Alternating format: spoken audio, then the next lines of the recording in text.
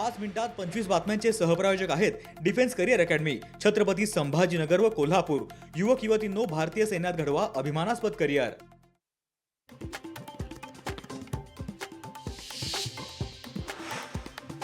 शेतकरी संघटनेकडून परभणीमध्ये अर्थसंकल्पाची होळी। अर्थसंकल्पात तोंडाला पानं पुसली गेल्याचा शेतकऱ्यांचा आरोप।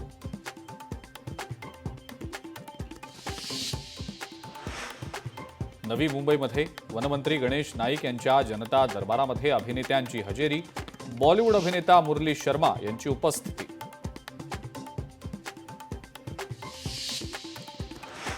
यवतमाळमध्ये नाफेडनं सोयाबीन केंद्र सुरू न केल्यानं शेतकरी संकटात। तब्बल 2 लाख क्विंटल सोयाबीन शेतकऱ्यांच्या घरात पडून।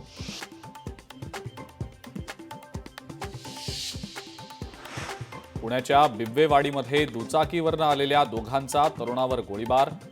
गोळीबारामध्ये पवन गवळी नावाचा तरुण जखमी। पूर्व वैमनस्यातून हल्ला केल्याचा अंदाज।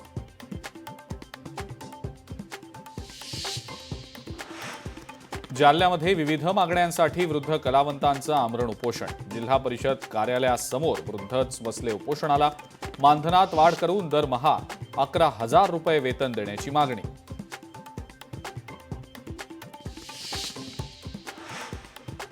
तब्बल 250 गुंगीकारक औषधं मालेगावच्या पोलिसांनी केली जप्त।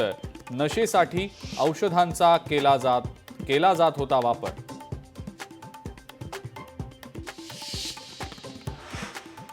कुंभमेळ्याबाबत आक्षेपार्ह वक्तव्य करणाऱ्या तरुणावर गुन्हा दाखल।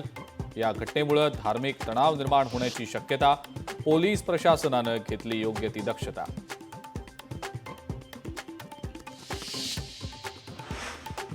जालन्यामध्ये उच्च शिक्षित तरुणीची आत्महत्या। शासकीय नोकरी मिळत नसल्याच्या नैराश्यातनं तरुणीनं उचललं टोकाचं पाऊल।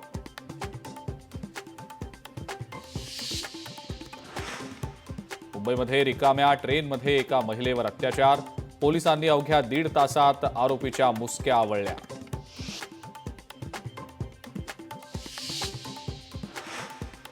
अंबरनाथमध्ये चाकून भोसकून महिलेची हत्या।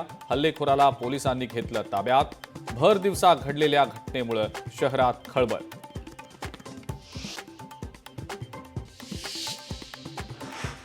भंडाऱ्यात अल्पवयीन मुलीवर व्हॅन चालकानं केला विनयभंग। विनयभंग करून चालक पसार।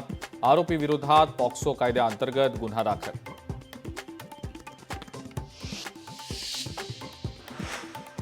नाशिकच्या पंचवटीमध्ये 2 गटांच्या टोळी युद्धात हवेत फायरिंग। या प्रकरणात 2 जण जखमी, इतर आरोपी फरार। पोलिसांकडून फरार आरोपींचा शोध सुरू।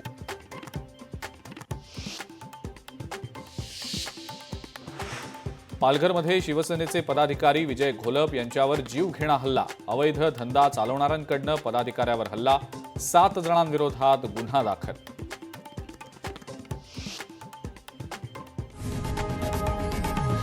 लोकशाही मराठी ऐका, पहा, जागरूक रहा।